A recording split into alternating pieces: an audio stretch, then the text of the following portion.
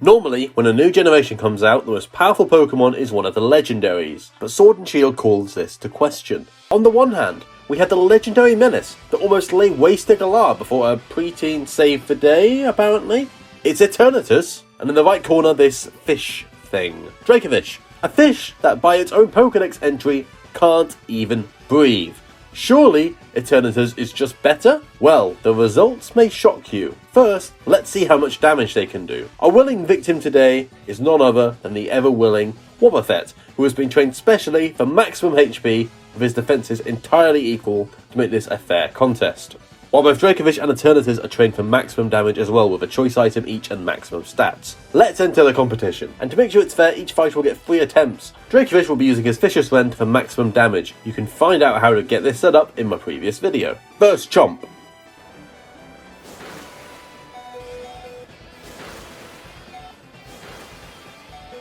Wow, that was a lot of damage, but will Eternatus top it with a powerful Dynamax cannon?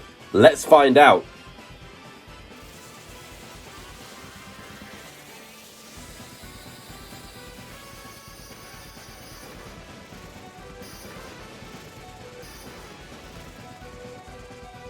Eternatus deals a mighty 496 damage on average. Amazing!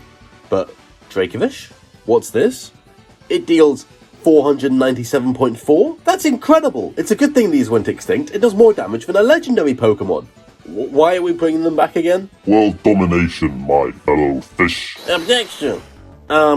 Actually, this isn't nearly enough tests. If you run the damage calculator, it's close, but clearly Eternatus does no more damage overall, with a max of 44 more damage. It looks like they have it. The test was bogus after all.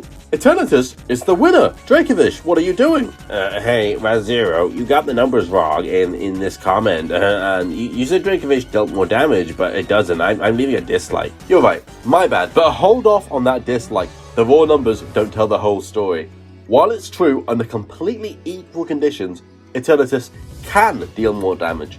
There are several factors still in Dracovish's favour. Firstly, consider the competition. Eternatus is not only a legendary, it is the main enemy legendary in the game. Those tend to be really powerful. Dracovish is a random fossil Pokemon. That they can be so close in power level is insane. Several players like myself like to avoid the overpowered legendaries that may be considered uber and stick to normal Pokemon. So to get that power in a fossilized package is an asset to the fish himself. Second, is an important metric for farming raids, but not player battles. That's damage per second. Let's see how long the attack Fisher's Friend takes versus Dynamax Cannon. Just over 4 seconds, not bad. Eternatus?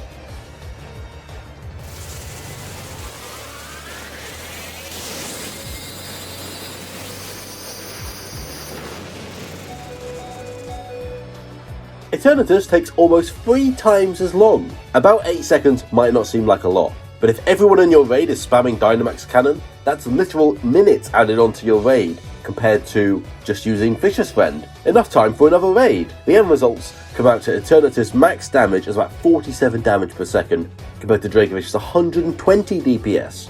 Typically, damage per second isn't an metric that matters in turn-based games, but it's literally wasting your life away to use Dynamax Cannon every time. With that time, you could farm another raid online, go for a quick toilet break, although we both know you're playing on the loo already, or you can even watch my previous video. Oh, and remember you can turn off animations in-game when playing by yourself, which saves even more time. Third, not all Pokemon are equal. Wobbuffet had equal stats for a fair test, but not all raid battles are fair. Take my Toxtricity here. Even Dynamax, Dracovish will kill it in one hit every time, no problems. But Eternatus can only do this a small percentage of the time.